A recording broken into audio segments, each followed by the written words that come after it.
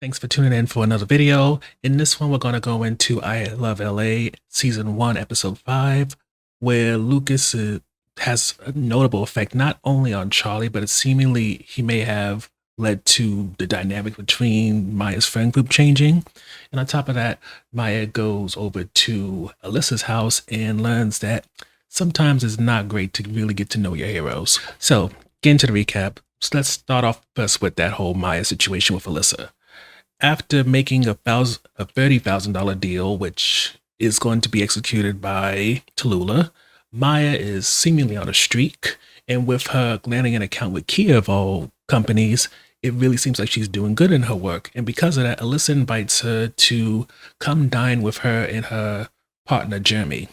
Now, up until now, Jeremy has been touted as this big music guy. Alyssa's big into the marketing, social media thing. So they've been presented as a power couple. And with that in mind, Maya's kind of fretting over it, having Dylan spruce himself up, telling him to prepare to talk about music and all that, trying to hype up Dylan like he really has any type of music career besides writing one tune for school. And lo and behold, when they meet Jeremy, he doesn't fit the bill. He is somebody who, after a skiing accident or something like that and hitting a tree, has now not really worked as much. He seemingly is mooching off Alyssa, and he's not necessarily ashamed of it either. In fact, even when it comes to socializing, he seems to find any excuse he can to go off. And unfortunately for Maya, she mistakenly stumbles upon him yanking a horse, for lack of a better way of putting it. So with that in mind, and also the fact that despite that, Alyssa said to come hungry and Dylan ends up cooking, it's an eye-opening experience for Maya, but at the same time, it's not just the Alyssa thing and Jeremy that kind of that's an eye-opening thing for her, but also the fact that Dylan, when they're recapping the night, he talks about Alyssa's ambition and her work ethic and stuff like that. And he pushes the idea that he's not as materialistic as Alyssa. The ambition that she has isn't necessarily adherent to what he wants with his life.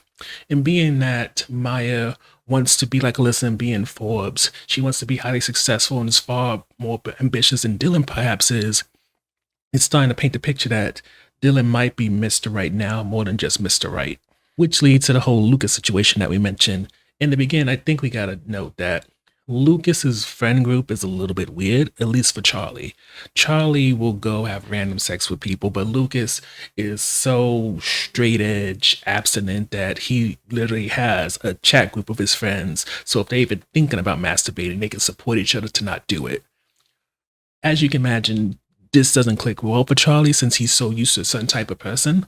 So when he ends up getting invited on a hike to kind of bond with the boys and not just show his stylist skills, but the fact that personality-wise he can match, him showing up late after going to a wig party and having sex, it leads to him vomiting when they try to go on a hike and him preparing to be completely trash, whether it's being called a derogatory term for gay people, whether it's being called other insults. But to his surprise, Lucas is very nice about it, as are his friends. And it's such a shock to Charlie's system that he doesn't know how to process it at first, but eventually he comes to appreciate it. He still finds them weird for abstaining from masturbation and having a whole group chat in order to support each other, but you see when he speaks to Alani next that it's kind of rubbing off on him how Lucas acts. And this is something Alani probably needs the most right now, for she has fallen for some guy who clearly is a F-boy. And while Tallulah's trying to help her, while Alani teaches her how to drive for this Kia deal, Alani shows herself as somebody who consistently throughout life has seemingly been taken advantage of. And it seems that she needs Tallulah to kind of guide her. And then when Charlie gives her some boost in her step, it really helps her kind of gain some sense of confidence in her look, which granted, she never has really pushed the idea that she might be insecure about, but compliments from somebody who's a stylist and you're styling yourself is always a wonderful thing. But unfortunately, by the end of the episode, Lucas dies. So now the question becomes, has Charlie been changed for good, or was this all just because he was trying to adapt to Lucas's lifestyle? So if he did get hired for the Vegas gig, he would be able to roll with all the punches and the eccentricities of Lucas's group. So get into the view section. I think as I Love LA goes on and we keep watching it, we're starting to see some of the negatives that we mentioned early on kind of becoming positives. Case in point, when it comes to Alani, I feel like we're starting to appreciate the innocence and naivety when it comes to her, because at first, I have to admit, we didn't know how to see her. Yes, she's more privileged than the rest of the group and surely doesn't have that hustle mentality, but at the same time, there's something about her that is different, and maybe that was the issue, because you don't see girls like Alani as the norm on places like HBO, and not even for stations that predominantly, or at least formerly predominantly, had black scripted programs like OWN. She seemed more like she was from the Atlanta, from FX with Donald Glover, but not really. And I think we come to the point of trying to understand that maybe she's the type of Angelina we just aren't exposed to much, never mind the eccentric kind of black girl.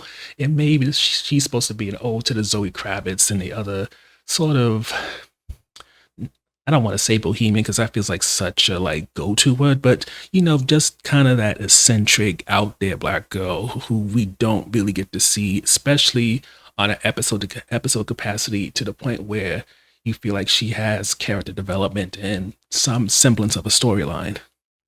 And I would add something else that we appreciate or kind of understand now is that with almost each and every episode, you hear something about Alana being taken advantage of, but it not clicking, her making excuses for people, especially seemingly older men who, whether it's dating her or taking pictures of her that were provocative, have definitely took advantage of her vulnerability and seemingly not understanding the situation. And it makes it so when it comes to how Tallulah talks to her in this episode, how Charlie kind of lifts her up, and even her friendship with Maya to a point, you really get to understand that as much as they could have been like everybody else and took advantage of her, try to use her network in order to get further in their careers, you see they don't. Do they hang out at her house? Do they definitely enjoy when she can get them into parties and stuff like that? Absolutely.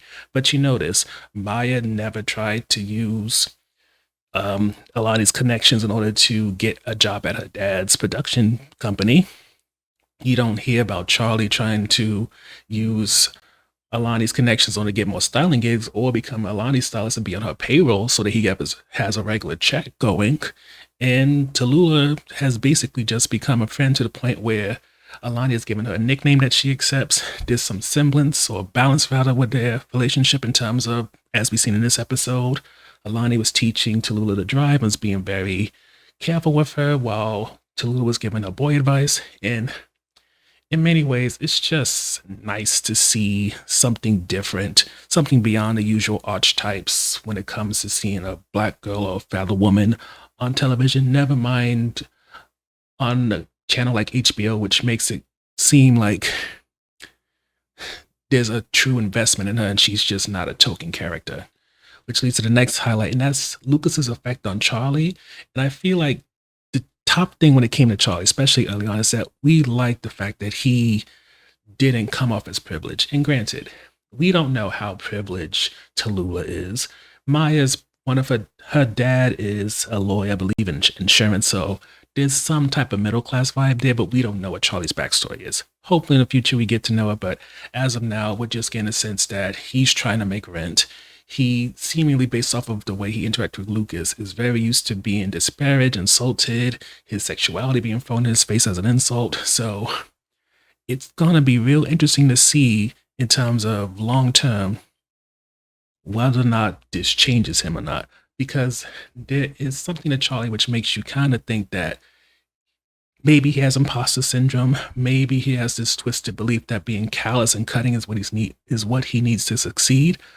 Never mind survive in Los Angeles, but now being shown that he can make connections that could be potentially lucrative without having to be a butthead, without having to be a gossip, maybe that his friend group can be healthier towards him, and maybe he needs to get better friends in general. Whether or not that leads to a shift in his life now that he's seen what's possible is something I'm really interested to see develop when it comes to his character. which leads to the last highlight, and that's just Maya coming to realize that Dylan is good for now, but not perhaps a forever person.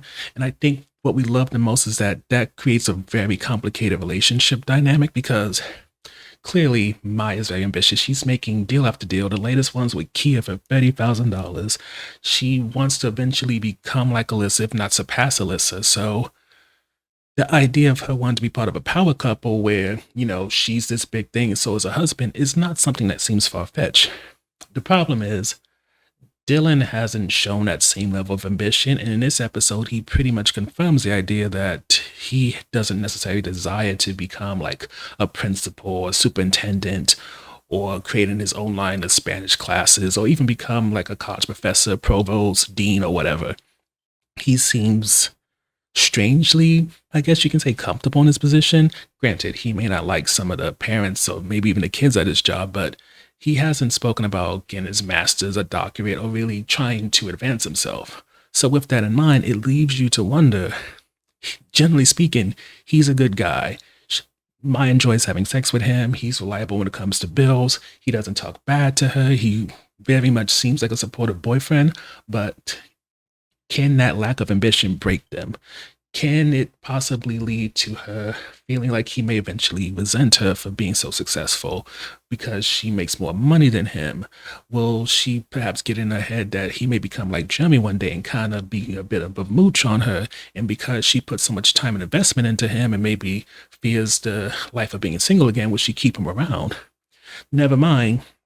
Taking note of this episode and even past episodes, it's clear that he has integrated with her group to the point where Charlie, he in some ways found the ability to have non-sexual intimacy with Dylan in terms of just laying on his lap without it being a thing. And I don't necessarily remember Lonnie having any type of notable interaction with Dylan, but even in terms of Tallulah, things are kind of awkward, of course, because he caught her masturbating on their bed, but still, it seems like he knows how to roll the punches with where Maya is in life right now. So the question again becomes, will she drop him with this recognition that he may not be her forever person, or will she wait until it becomes absolutely clear that he cannot fit into the type of future she wants for herself?